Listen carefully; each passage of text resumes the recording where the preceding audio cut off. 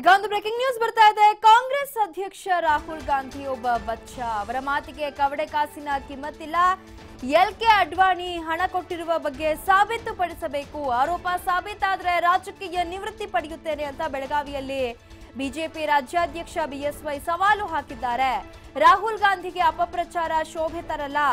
ಈಗಲೇ ಲೋಕಸಭೆ ಚುನಾವಣೆ ಸೋಲು ಒಪ್ಪಿಕೊಂಡಿದ್ದಾರೆ. ರಾಹುಲ್ ವಿರುದ್ಧ ಯಡಿಯೂರಪ್ಪ ತೀವ್ರವಾಗಿ ರಾಹುಲ್ ಗಾಂಧಿಯನ್ನ ಒಬ್ಬ ಬಚ್ಚ ಅಂತ ಕರೆದಿದ್ದಾರೆ. ಅವರ ಮಾತಿಗೆ ಕವಡೆ ಕಾಸಿನ ಕಿಮ್ಮತ್ತು ಕೊಡುವಂತಹ ಅಗತ್ಯ ಇಲ್ಲ. ಎಲ್ಕೆ ಅಡ್ವಾಣಿ ಹಣ ಕೊಟ್ಟಿರುವ ಬಗ್ಗೆ ಸಾಬೀತುಪಡಿಸಬೇಕು.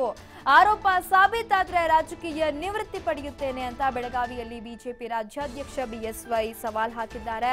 ರಾಹುಲ್ ಗಾಂಧಿಗೆ ಅಪಪ್ರಚಾರ ಶೋಭೆ ತರಲ್ಲ. ಈಗಾಗಲೇ ಅವರು ಲೋಕಸಭೆ ಚುನಾವಣೆಯ ಸೋಲು ಒಪ್ಪಿಕೊಂಡಿದ್ದಾರೆ ಅಂತ ರಾಹುಲ್ ವಿರುದ್ಧ ತೀವ್ರ ವಾಗ್ದಾಳಿಯನ್ನ ನಡೆಸಿದ್ದಾರೆ.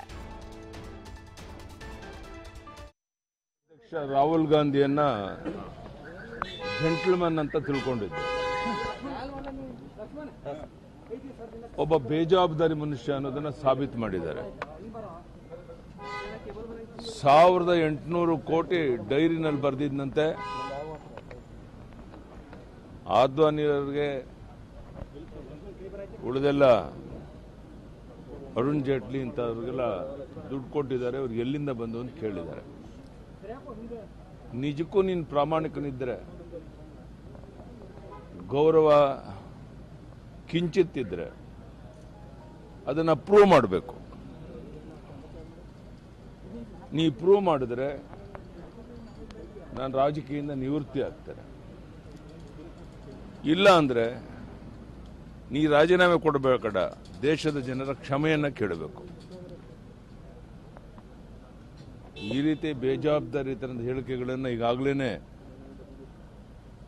ಸಂಬಂಧಪಟ್ಟ ಅಧಿಕಾರಿಗಳು ಅದರ ಯಾವುದರಲ್ಲೂ ಸತ್ಯಾಂಶ ಇಲ್ಲ, ಅದು ಫೇಕ್ ಅಂತ ಹೇಳಿದ ಮೇಲೂ ಸಹ ಪ್ರಚಾರಕ್ಕಾಗಿ ಅಪಪ್ರಚಾರ ಮಾಡುವಂಥ ಈ ಕೆಲಸ ಕಾಂಗ್ರೆಸ್ ಅಧ್ಯಕ್ಷನಾಗಿ ಅವರಿಗೆ ಶೋಭೆ ತರುವಂಥದ್ದಲ್ಲ ಅನ್ನೋ ಮಾತನ್ನು ಹೇಳಕ್ಕೆ ನಾನು ಇಚ್ಛೆ ಪಡ್ತೇನೆ. ಕಾಂಗ್ರೆಸ್ ಅಧ್ಯಕ್ಷ ರಾಹುಲ್ ಗಾಂಧಿಯನ್ನ ಜೆಂಟಲ್ಮನ್ ಅಂತ ತಿಳ್ಕೊಂಡಿದ್ದೆ.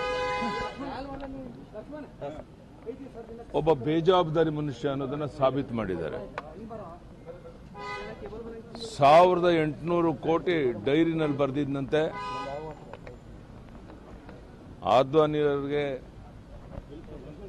ಉಳಿದೆಲ್ಲ ಅರುಣ್ ಜೇಟ್ಲಿ ಇಂಥವ್ರಿಗೆಲ್ಲ ದುಡ್ಡು ಕೊಟ್ಟಿದ್ದಾರೆ.